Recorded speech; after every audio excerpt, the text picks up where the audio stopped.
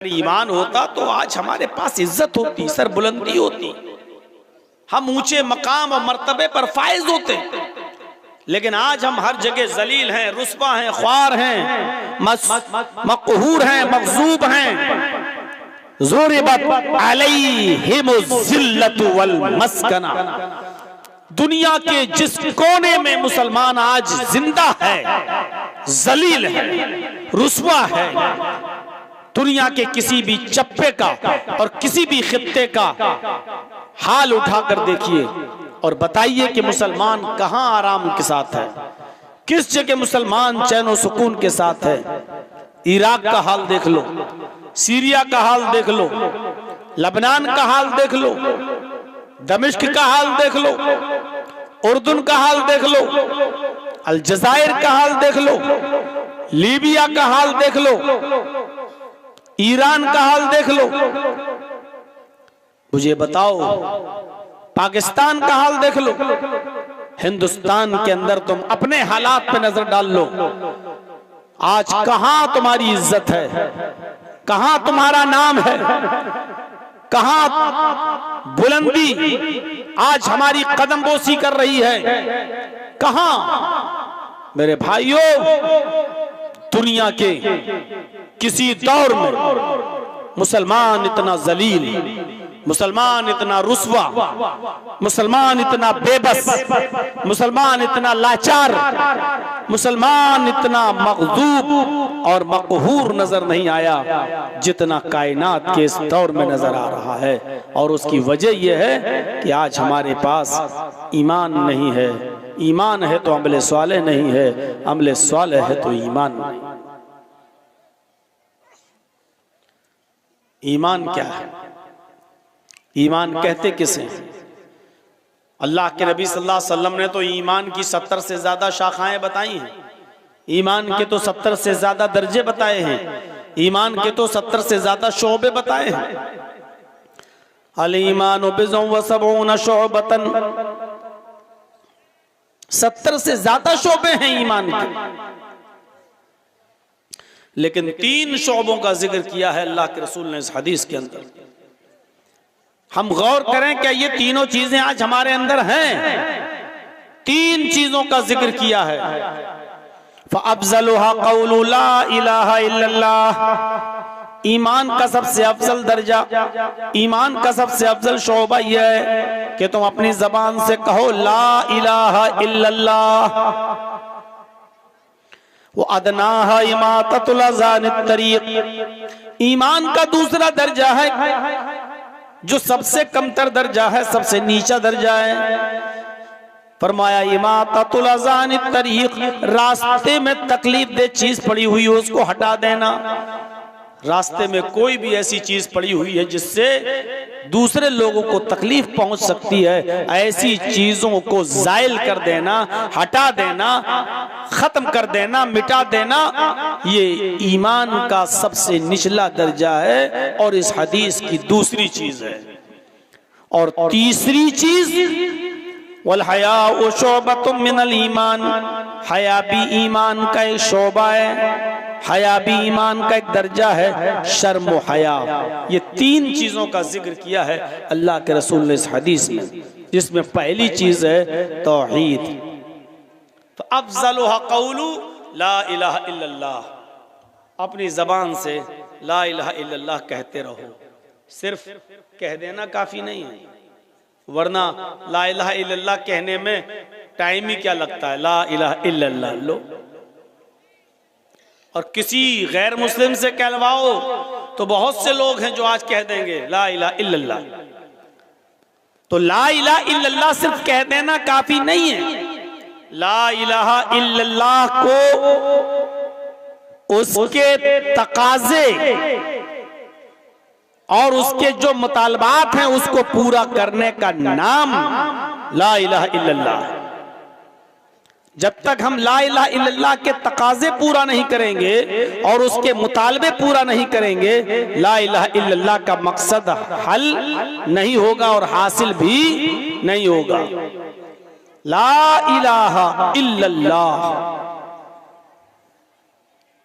यानी ला माबूदा इल्लल्लाह, ला इलाहा इल्लल्लाह यानी ला मतलूबा इल्लल्लाह, ला इलाहा इल्लल्लाह यानी ला मकसूदा इल्लल्लाह, ला इलाहा इल्लल्लाह यानी ला मौजूदा इल्लल्लाह।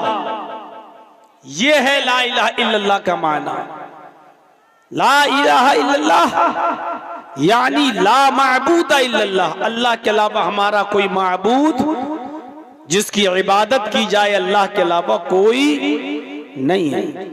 ला इलाहा इल्लल्लाह यानी ला मतलूबा इल्लल्लाह, अल्लाह के अलावा हमारा कोई मतलूब नहीं है।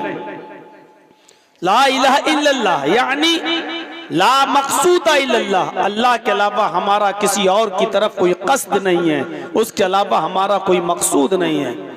ला इलाहा इल्लल्लाह यानी ला मौजूदा इल्लल्लाह, अल्लाह के अलावा इस कायनात के अंदर अपने इल्म के एतबार से कोई मौजूद नहीं है, अपने इल्म के एतबार से। अकीदा रखिएगा, अल्लाह नालियों में नहीं है, लेकिन नाली के अंदर क्या चीज पड़ी हुई है अल्लाह को उसका इल्म है। अल्लाह मां के पेट में नहीं है, लेकिन मां के पेट में लड़का है या लड़की या कुछ नहीं, अल्लाह को उसका इल्म है। अल्लाह समंदर में नहीं है, लेकिन समंदर में कितनी मछलियां हैं और उन मछलियों के पेट में कितने अंडे हैं, अल्लाह को उसका इल्म है। अल्लाह दरख्तों के ऊपर, पेड़ों के ऊपर नहीं है, लेकिन इस दुनिया में कितने दरख्त हैं और उन दरख्तों में कितने पत्ते हैं, अल्लाह को उसका इल्म है। तो ये अकीदा रखना, ला मौजूदा इल्लल्लाह, अपने इल्म के एतबार से अल्लाह ही हर जगह मौजूद, यानी मुकम्मल और कंप्लीट इल्म अगर किसी को है तो वो जात है अल्लाह की। ये है ला इलाहा इल्लल्लाह का माना।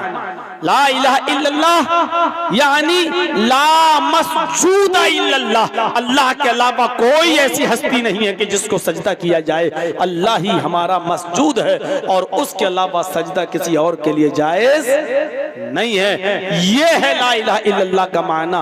हर मुसलमान गौर करे, ईमान की 70 से ज्यादा ब्रांचेस और शाखाएं बताई हैं अल्लाह के नबी ने, और 3 ब्रांचेस का, 3 शाखाओं का जो जिक्र हमने किया है, क्या इन 3 शाखाओं में, 3 शोबों में, क्या सबसे अफजल शोबा ला इलाहा इल्लल्लाह को उसके मुतालबात और उसके तकाजे के साथ हम पूरा उस पर अमल कर रहे हैं? क्या उसके तकाजों को पूरा कर रहे हैं, उसके मुतालबात को पूरा कर रहे हैं? क्या हम अल्लाह को इसी तरीके से मान रहे हैं? ऐसा तो नहीं कि हम ला इलाहा इल्लल्लाह भी कह रहे हैं और मज़ारात पे जाके चादर भी चढ़ा रहे हैं। हम ला इलाहा इल्लल्लाह भी कहते जा रहे हैं कि अल्लाह के अलावा कोई माबूद नहीं, और अपनी हाजत रवाई और मुश्किल कुशाई के लिए हम गैरों के आस्थानों पे जाके हम ये भी कहते जा रहे हैं कि बाबा तेरे दर पे आया हूं तो झोला झोली भर के जाऊंगा। हम एक तरफ ला इलाहा इल्लल्लाह भी पढ़ते जा रहे हैं और दूसरी तरफ हम आस्थानों पे जाके सजदा भी कर रहे हैं, गैरुल्लाह के सामने सर भी झुका रहे हैं। हम ला इलाहा इल्लल्लाह पढ़ रहे हैं कि सबसे ज्यादा इल्म अल्लाह को है और इल्म के एतबार से वो हर जगह मौजूद है, और फिर हम यही सिफत हम उसके बंदों में मानकर ये अकीदा भी रख रहे हैं कि हमारे फला फला को भी कयामत तक का इल्म है, हमारे फला फला बुजुर्ग को भी कयामत तक की बात मालूम है। मेरे प्यारे साथियों, अगर ये चीजें हमारे अंदर शामिल हैं तो यकीनन हम ला इलाहा इल्लल्लाह का तकाजा और उसका मुतालबा हम पूरा नहीं कर रहे हैं। ला इलाहा इल्लल्लाह तो वो कलमा है कि उसको पढ़ लेने से क़ब्लल मौत, इसको पढ़ लेने से इंसान जन्नती हो जाता है, और इसको पढ़े बगैर अगर कोई आदमी मर गया हालत कुफ्र में, हालत शिर्क में, तो वो जहन्नमी हो जाता है। ये अकीदा रखिए। 70 साल तक 80 साल तक कोई आदमी गुनाहों पे गुनाह करता रहा, कुफ्र करता रहा, शिर्क करता रहा और मरने से पहले शिर्क से, कुफ्र से तौबा करके कलमा पढ़ लिया, ला इलाहा इल्लल्लाह, और मर गया। लेकिन ये कलमा नसीब हो गया तो जन्नती हो गया। पूरी जिंदगी कुफ्र और शिर्क करता रहा और ला इलाहा इल्लल्लाह पढ़े बगैर मर गया तो जहन्नमी हो गया। यकीन नहीं आता? आइए बुखारी के अंदर वो वाक़या आया है, जरा देखिए। अस्वद नामी एक यहूदी, जो यहूदियों की बकरियों को चराया करता था जंगल में ले जाकर, जब अल्लाह के नबी सल्लल्लाहु अलैहि वसल्लम ने खैबर का मुहासरा कर लिया और चारों तरफ से घेर लिया। खैबर एक किला था जिसमें यहूदी रहा करते थे। अल्लाह के रसूल ने और आपके सहाबा ने उसको घेर लिया, चारों तरफ से उस पर मुहासरा कर लिया। उस वक्त खैबर के उस किले से एक आदमी गायब था जो बकरियां चराने के लिए गया था, जिसका नाम था अस्वद। जब वो लौट कर आया, उसने देखा कि हमारे किले को चारों तरफ से मोहम्मद और उसके साथियों ने घेर लिया है सल्लल्लाहु अलैहि वसल्लम। तो उसने सहाबा से कहा, क्या सहाबियों, मैं तुम्हारे नबी से मोहम्मदुर रसूलुल्लाह से मिलना चाहता हूं। उन्होंने कहा कि उस खेमे में चले जाओ, ये खेमा पड़ा हुआ है, पर्दा पड़ा है, इसी पर्दे के अंदर अल्लाह के नबी मौजूद हैं। वो गया, सोच रहा था कि मोहम्मदुर रसूलुल्लाह के बॉडीगार्ड लगे होंगे, नामवर आदमी, सहाबा जिसकी इज्जत करते हैं। जब मोहम्मदुर रसूलुल्लाह खखारते हैं आ करके, जब जमीन पर थूकते हैं, तो सहाबे किराम तो उस थूक को भी जमीन पर गिरने नहीं देते, बल्कि उसको अपने हाथों पर मल कर अपने जिस्म पर मल लेते हैं तबर्रुकन। तो कितनी इज्जत होगी मोहम्मद की। सोच रहा था कि वो बेहतरीन कालीन पर बैठे होंगे, कई बॉडीगार्ड होंगे उनके। लेकिन जब खेमे का पर्दा हटाकर वो यहूदी वो अस्वद देखता है, तो क्या देखता है कि मोहम्मदुर रसूलुल्लाह कच्ची जमीन पर खजूर के पत्तों की बनी हुई चटाई पर बैठे हुए हैं। खजूर के पत्तों की बनी हुई चटाई पर तशरीफ फरमाए। उसने सहाबा से कहा, अरे मुझे तुम्हारे नबी से मिलना है, किसी मामूली आदमी से नहीं मिलना। सहाबा ने बताया, यही मोहम्मदुर रसूलुल्लाह सल्लल्लाहु अलैहि वसल्लम है। ताज्जुब कर गया, जिसके बारे में इतना सुना और वो इतनी सिंपल जिंदगी, इतनी सादा जिंदगी। अंदर जाता है, अल्लाह के नबी सल्लल्लाहु अलैहि वसल्लम से मुलाकात की गरज से आपने उसको अपने पास आने की इजाजत दे दी। गुफ्तगू होने लगी, शुरू हो गई बातचीत। कहने लगा, अस्वद, आए मोहम्मदुर रसूलुल्लाह, आपकी दावत क्या है, आपका पैगाम क्या, आपका मैसेज क्या है, आपकी तालीम क्या है। आपने फरमाया, बस मेरी दावत सिर्फ एक है, ज्यादा नहीं, एक ही दावत लेकर मैं आया हूं और उसी दावत को आम कर रहा हूं। और वो दावत है ला इलाहा इल्लल्लाह। इस बात की गवाही दे दो कि अल्लाह के अलावा कोई माबूद नहीं। उसने कहा, अगर इस दावत को मैंने मान लिया तो मेरे लिए क्या है। आपने फरमाया, लकल जन्नह, अगर इस दावत को तुम कबूल कर लेते हो तो तुम्हारे लिए जन्नत है, और अगर इस दावत को तुम कबूल नहीं करते और इस दावत को कबूल किए बिना मर गए तो तुम्हारे लिए जहन्नम है। वो अस्वद जानता था ला इलाहा इल्लल्लाह अगर कह दूंगा तो ला इलाहा इल्लल्लाह का मतलब क्या है, हमें क्या क्या छोड़ना पड़ेगा, किन किन चीजों को हमें तर्क करना पड़ेगा। वो ला इलाहा इल्लल्लाह का माना हम मुसलमानों से ज्यादा जानता था। वो जानता था कि मोहम्मदुर रसूलुल्लाह सल्लल्लाहु अलैहि वसल्लम जिस ला इलाहा इल्लल्लाह का कलमा हमारे मुंह से निकलवाना चाहते हैं, इसका मतलब कि ये क्या है, हमें किन किन को छोड़ना पड़ेगा, किन किन की इबादत तर्क करना पड़ेगी, किन किन से मदद मांगना तर्क करना पड़ेगा। वो इस बात को अच्छी तरीके से जानता था।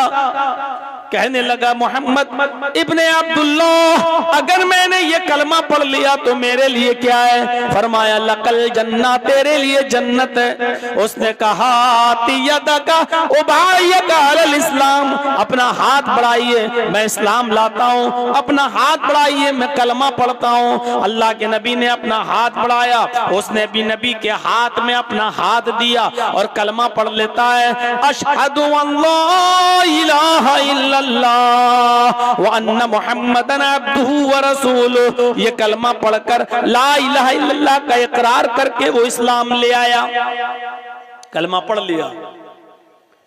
कहने लगा अब मेरे लिए कोई काम बताइए। आए अल्लाह के नबी इस्लाम तो ले आया, अब मेरा काम क्या है? आए अल्लाह के रसूल मैं इस्लाम ले आया, अब मैं क्या करूं? अभी तक तो मैं यहूदियों की बकरियां चराता हूं, अब क्या करूं जब इस्लाम ले आया हूं? अब बीवी बच्चों को पालना है, पोसना है, खिलाना है, पिलाना है, अब मैं क्या करूं? आपने फरमाया इस्लाम लाने के बाद सबसे पहला तेरा काम यह है, ये बकरियां जिनकी हैं तो इन बकरियों को उनके मालिक के हवाले कर दो। आज तो इस्लाम है हमारे पास और मुसलमान हैं हम, फिर भी दूसरों की अमानतें खाए बैठे हैं, दूसरों की जमीन और जायदाद पर कब्जे किए बैठे हैं। अल्लाह के रसूल ने फरमाया कि अगर तुम इस्लाम ला चुके हो, कोई काम करने से पहले तुम्हें कोई काम बताऊं, उससे पहले तुम्हारी ड्यूटी ये है कि ये जो बकरियां हैं जिनकी, उनके हवाले कर दो। क्योंकि अगर तुमने कोई भी काम किया लेकिन ये बकरियां तुम्हारे पास रह गईं तो तुम्हारी कोई इबादत कबूल नहीं होगी, पहले इन बकरियों को इनके हवाले करो। अरे हम दूसरों के क्या हक अदा करेंगे? आज तक हमने अपनी बहनों का और अपनी बेटियों का हक अदा नहीं किया है। यहां बैठे हैं बड़े बड़े बूढ़े लोग भी होंगे, अब मरे कि तब मरे, कब्र में पैर लटका है, वो जानते हैं कि 70 साल की मेरी जिंदगी हो चुकी है, 5-6 साल 10 साल भी चल जाऊं तो बहुत बड़ी बात। लेकिन उनसे पूछो क्या तुमने वसीयत कर दी कि मेरे मरने के बाद मेरा तरका, मेरा छूटा हुआ माल मेरी सब औलादों में, बेटे और बेटियों में बराबर बराबर तकसीम होगा? क्या आपने वसीयत की है? इतना याद रखिएगा और मसला जान लीजिएगा। अगर आप अपनी जिंदगी में अगर आप देते हैं ना, बंटवारा करते हैं अपनी जिंदगी में, तो आपको सबको बराबर बराबर देना होगा।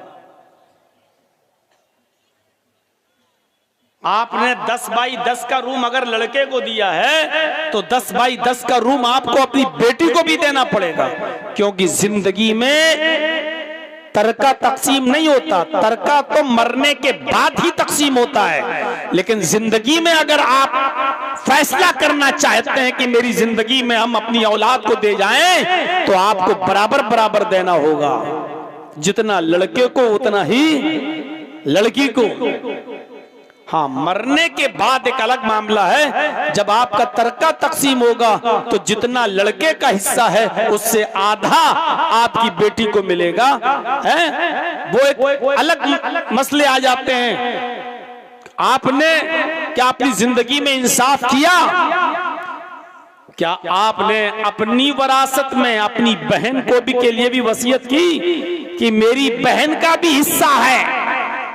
मुझे मालूम है पिछली साल जब रमजान का महीना आया था और मैं अपने शहर में इटावा में था, रोजे की हालत में मस्जिद में जब मैं गया जोहर की नमाज के लिए, जुमेरात का दिन था, तो मैं वुजू बना रहा था जब मस्जिद में, तो वुजू से फारिग होने के बाद एक लड़का मसला पूछता है कि मौलाना एक बात बताइए, अभी हम जो कुल्ला कर रहे थे वुजू बनाते वक्त ऐसे पानी, तो कुल्ला करने के बाद जबान में थोड़ा पानी तो लगा ही रहता है।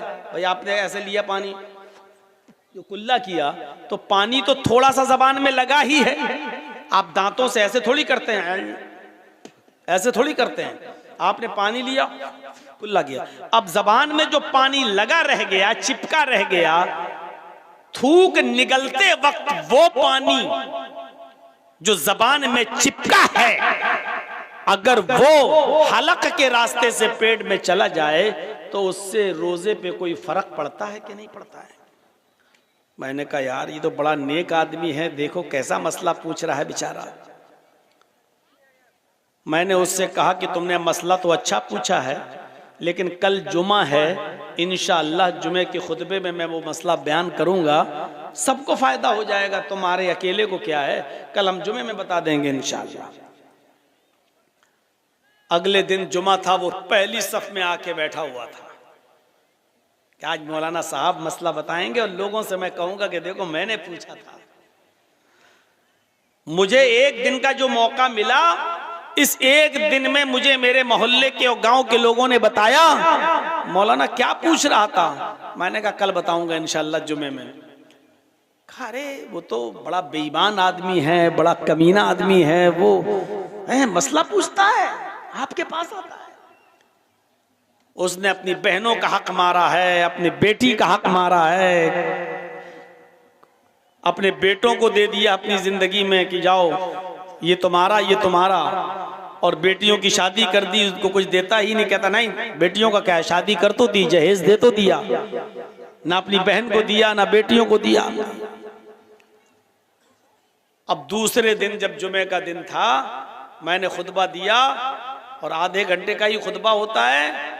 मैंने उसी खुतबे में बयान किया कि लोग मसला पूछते हैं, जबान का चिपका हुआ पानी अगर हलक के रास्ते से पेट में चला जाए तो रोजे पे फर्क पड़ता है कि नहीं पड़ता है। इतना अहम सवाल, इतना अहम मसला, लेकिन पूछने वाले लोग ऐसे हैं जो अपने बेटियों का और अपनी बहनों का हक मार के खा गए।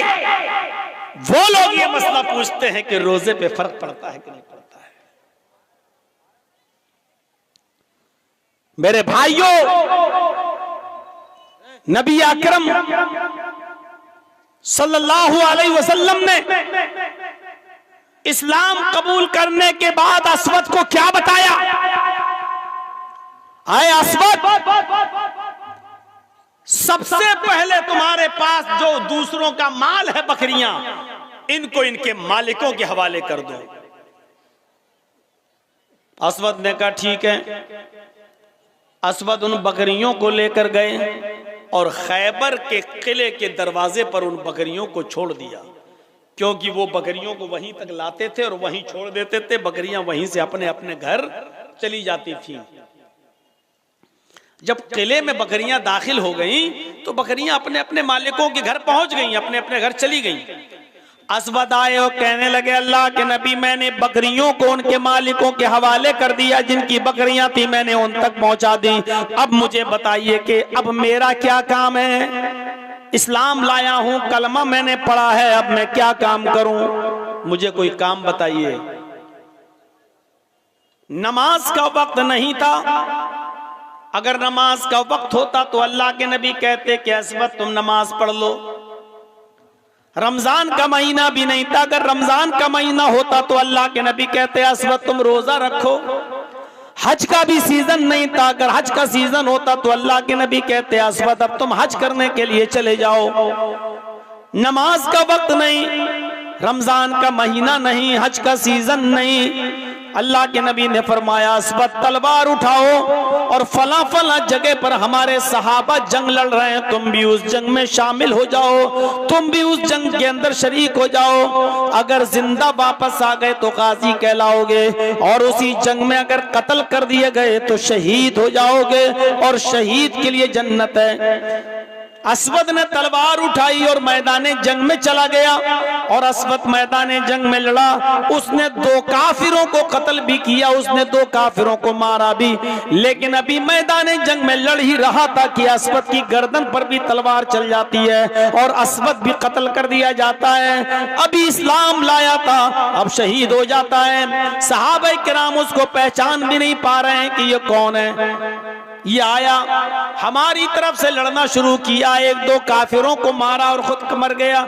ये कौन आदमी है? हम तो इसको जानते नहीं हैं, ये आज ही इसको देख रहा हूं, ये कौन आदमी है? अल्लाह के नबी को बुलाया गया, एक अजनबी आदमी कत्ल कर दिया गया है, हमारी तरफ से लड़ रहा था, मारा गया है। हमें मालूम नहीं कि वो मुसलमान है या नहीं, हम उसको दफन करें या क्या करें, हम उसकी जनाजे की नमाज पढ़ें या ना पढ़ें। अल्लाह के नबी सल्लल्लाहु अलैहि वसल्लम को जब खबर दी गई तो नबी अकरम सल्लल्लाहु अलैहि वसल्लम आए और आने के बाद आपने असवद की लाश देखी, असवद की बॉडी देखी, शहीद पड़ा है, असवद की गर्दन पे तलवार चली हुई है। अल्लाह के नबी की आंखों में आंसू आ गए और रोते हुए फरमाया, सहाबियों ये तुम्हारा भाई है, आज ही तो इस्लाम लाया है, आज ही तो इसने कलमा पढ़ा है, अशहदु अल्ला इलाहा इल्लल्लाह, आज ही तो इसने ये कलमा पढ़ा।